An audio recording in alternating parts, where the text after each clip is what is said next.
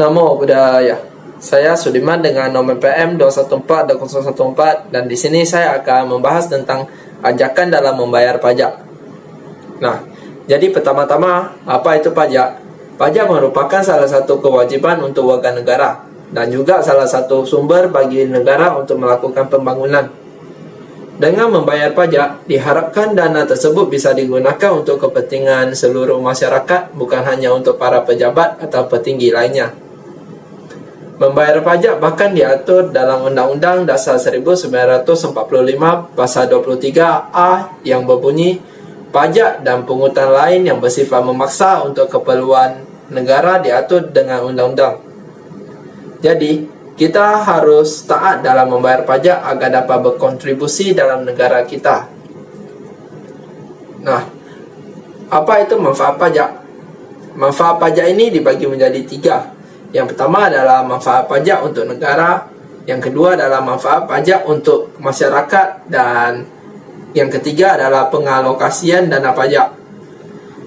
Manfaat pajak untuk negara, yaitu yang pertama, digunakan untuk pengeluaran dengan negara yang bersifat self-regulating, misalnya untuk pengeluaran proyek produktif. Yang kedua, digunakan untuk pengeluaran reproduktif seperti pengeluaran yang akan memberikan keuntungan dalam segi ekonomi bagi masyarakat. Yang ketiga, digunakan untuk mengelola keluaran yang bersifat self-regulating dan tidak produktif seperti pembangunan untuk sebuah monumen bersejarah dan lainnya. Yang keempat, digunakan untuk pengeluaran yang bersifat tidak produktif, arti digunakan untuk pembangunan anak yatim dan pertahanan negara. Manfaat pajak untuk masyarakat. Yang pertama, digunakan untuk membangun infrastruktur seperti rumah sakit, jalan, sekolah, dan fasilitas umum lainnya. Yang ketiga ada pengalokasian dana pajak, yaitu mengembangkan fasilitas Sumatera Laut melalui pembangunan pos-pos pengamanan perbatasan, membangun jalur kereta api sepanjang 639 km dan membangun MRT atau Light Rail sepanjang 23 km. Terus masyarakat di negara maju memang telah merasakan manfaat pajak yang mereka bayar bidang kesehatan, pendidikan, sosial maupun sarana dan prasarana transportasi yang cukup maju maupun biaya operasional aparat negara berasal dari pajak, baik pelayanan medis, gratis sekolah, molar, jaminan sosial maupun alat-alat transportasi mulai menjadi bukti pemerintah mengelola dana pajak dengan baik. Dengan digalakkannya kesadaran atau pajak ini diharapkan Indonesia akan menuju kesejahteraan yang selama ini diharapkan.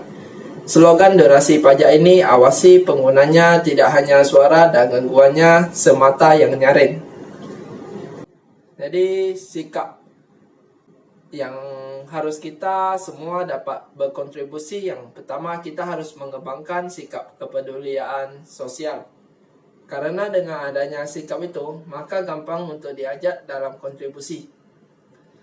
Sikap kepedulian sosial dapat dikembangkan melalui 3 cara. Yang pertama adalah beri perhatian, yang kedua adalah peduli pada lingkungan sekitar, yang ketiga adalah membiasakan diri membantu sesama makhluk hidup. Yang pertama, berikan perhatian ini dapat berupa menghormati dan mengamati dalam percakapan baik orang yang lebih muda maupun tua dapat memahami kondisi tersebut. Yang kedua, peduli pada lingkungan sekitar dapat berupa mengembangkan sikap yang ingin rapi, memperindah lingkungan agar segar dalam penglihatan dan penciuman. Yang ketiga, membiasakan diri membantu sesama makhluk hidup dapat berupa mengembangkan sikap yang ingin membantu orang-orang agar mempunyai sikap yang ingin membantu negara. Sekian dari saya. Jika ada kesalahan kata, mohon dimaafkan. Namo Buddhaya.